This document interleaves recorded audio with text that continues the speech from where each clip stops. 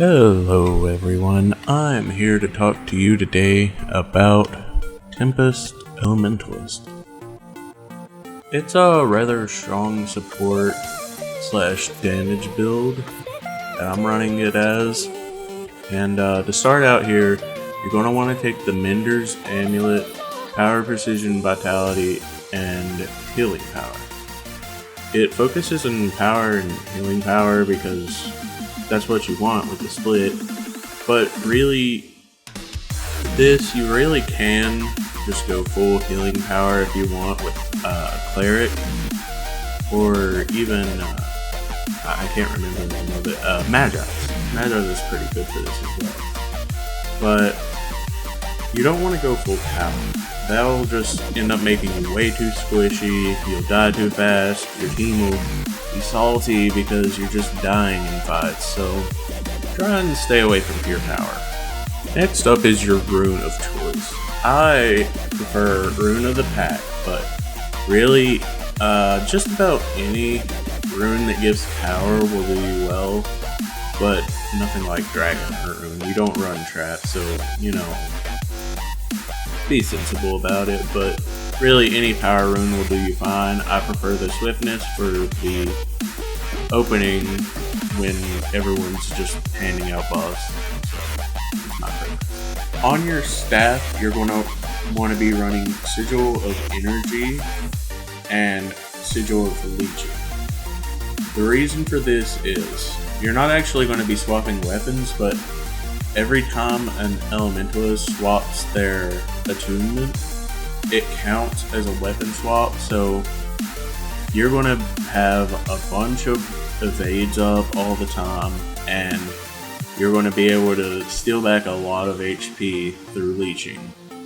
Maybe not the most, because it is percentage damage based, but you get the gist. Now I'm going to talk a little bit about the overloads.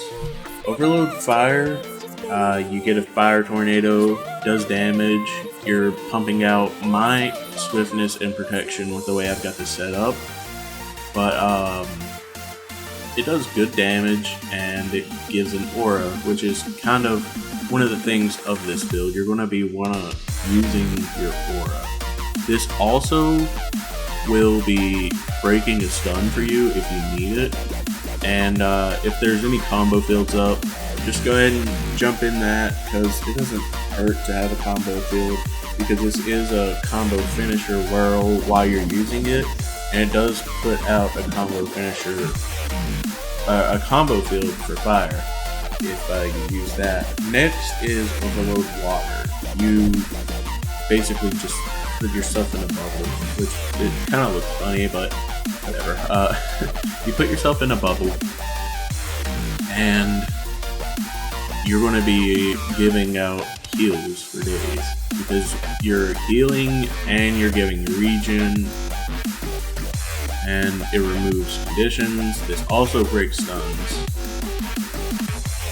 But keep in mind while using these overloads, it will put your attunement on a 20-second recharge if you're just using the overload and then switching. That'll run you out of options very fast, so just be careful when you're doing that. Next up is Overload Air.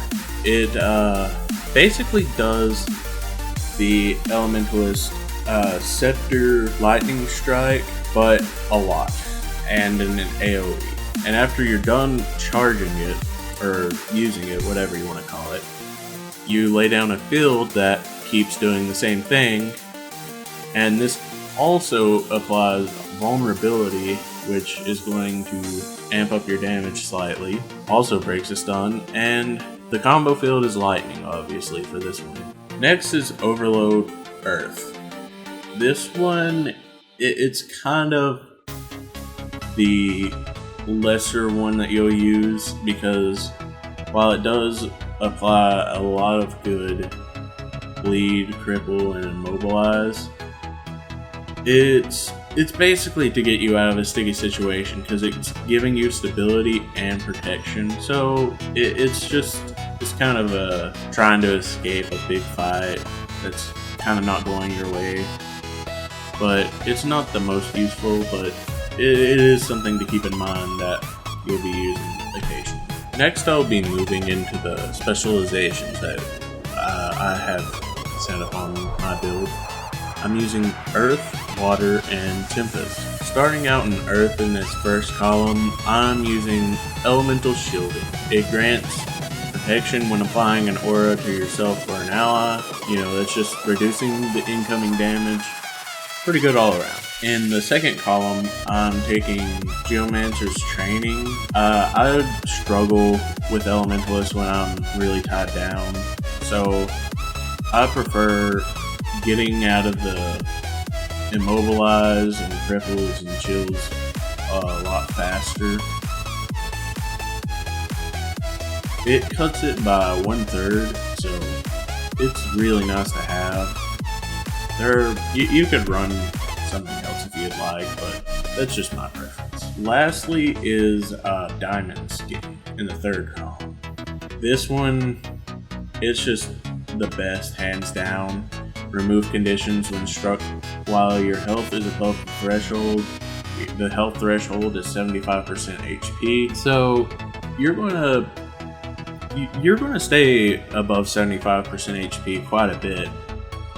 But also, if you're running the Signet of Restoration, you might want to look into using the one in the center. I can't recall the name right now, but that one allows your signets to continue working after you use them. So say you really need a little bit of burst healing, so you pop your signet and you just keep going because it's still going to be healing you, so you don't have to worry about it. Next up in the water is Soothing Ice.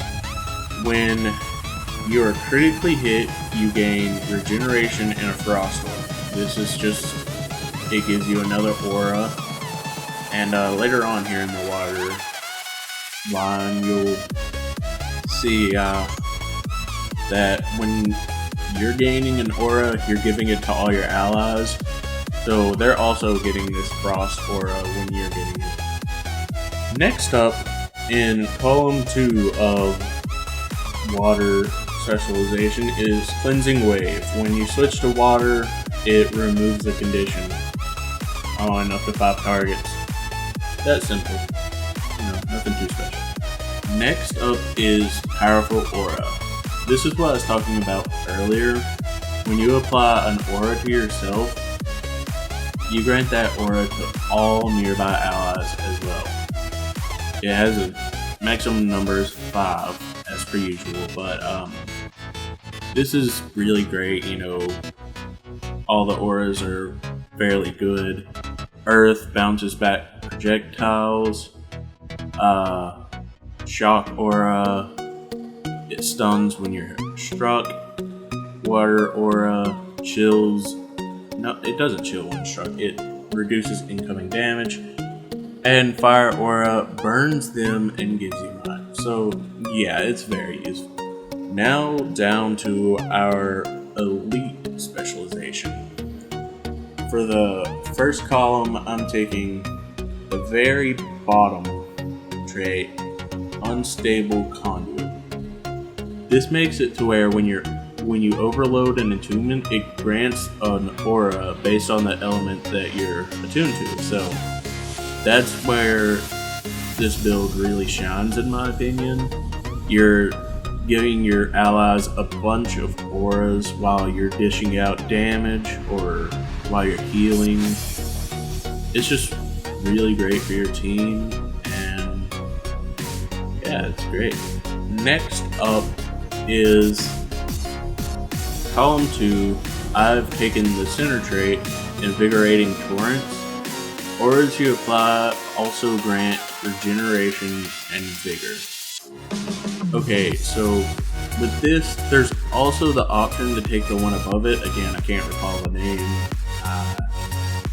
But when you use a shout, affected allies gain might, and affected enemies gain weakness. So you're buffing your allies while weakening your enemies. I just find that Invigorating Torrents is just, it's better for my playstyle. But if you want to be kind of helping your teammates out more in the damage department, definitely take the one right above this. This last one in column 3 of Tempest is Elemental Bastion. Auras that you apply will heal allies. Apply a Frost Aura to yourself and nearby allies when struck below the threshold, the health threshold. Tongue tied there.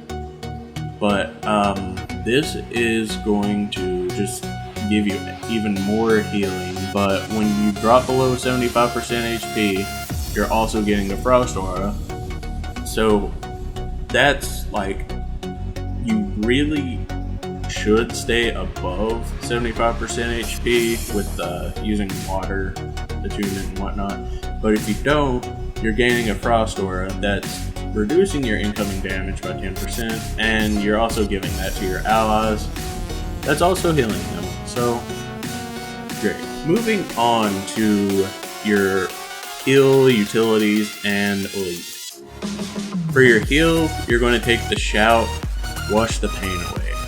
This is going to give you a ton of AoE healing for your teammates. And it gets larger as you use it, but it also gets less effective while it's being used. So this is going to pulse 3 times. The first heal is going to heal for 3,875 if you're using my exact setup. The second heal is going to heal for 2,160, and the third heal is going to heal for 1,085. Now, like I said, this is getting larger as you use it. So first heal 180 radius, second heal 240 radius, third heal 600 radius. That, if you're staying grouped up with your teammates like you should be, then this is going to be just really great, and everyone's going to be happy. On my 7 key, which actually isn't my 7 key, just so you know, I'm not using trash key knobs. I have Lightning Flash, teleport to target area. This is just, it's useful. It gets you around the map. It can get you in to fights or out of fights if need be. Just, you know, I blink. Next up is another Shout, Flash Freeze. This will deal pretty minuscule damage, but it applies 3 seconds of chill, and it's also giving a Frost Aura to all your allies. So, you know, auras, yay. Next up is Feel the Burn. It's also another Shout. It's pretty similar to the other one that I was just talking about already, but it gives a fire shield, and it applies burning and a little bit of damage. So, yeah, pretty good thing. Last is Rebound. This is the Tempest Elite Elite. So when you use Rebound, it's going to give all your allies a aura based on your attunement. You know, that's pretty simple there. But also, when you cast it, for 5 seconds, if they take lethal damage, or if you take lethal damage, like anyone that's in the area of Rebound, if they take lethal damage with this buff applied, instead of taking lethal damage, it's going to drop their health to 0, and then it's going to shoot back up. Well, not necessarily to 0, because then you would actually die. But if they take lethal damage, it's healing them for 3,707. So that gives you, the Elementalist, support, damage, whatever, that gives you a chance to switch to water attunement and just spam heals. That'll keep your team in the fight way longer than it really should. I have won so many fights because of well-timed rebounds, and a lot of these were kind of uneven odds fights. Like they had like 3 people on us, and I was with my engineer or something. Usually we would win that fight because, you know, engineers are pretty tanky right now with the way they're running their builds, and Elementalists are good at pumping out heals, so it's a win-win. I really hope you all enjoy this Tempest Elementalist build. The footage is from mid to high tier Sapphire, and I have currently made my way up to Ruby just to give you all a kind of gist of how well this build works. It works very well for me in most situations, but keep in mind, always play around your team. If your team doesn't need a third Elementalist, switch off. Like, it's pretty simple, and it'll really help the outcome of your game, trust me.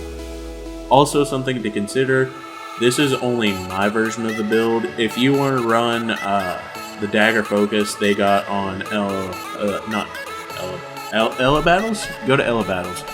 No. On Meta Battle. Go ahead and feel free to do that. I'm just putting this out there for anyone that wants it. So yeah, Staff Elementalist. There you go. Enjoy.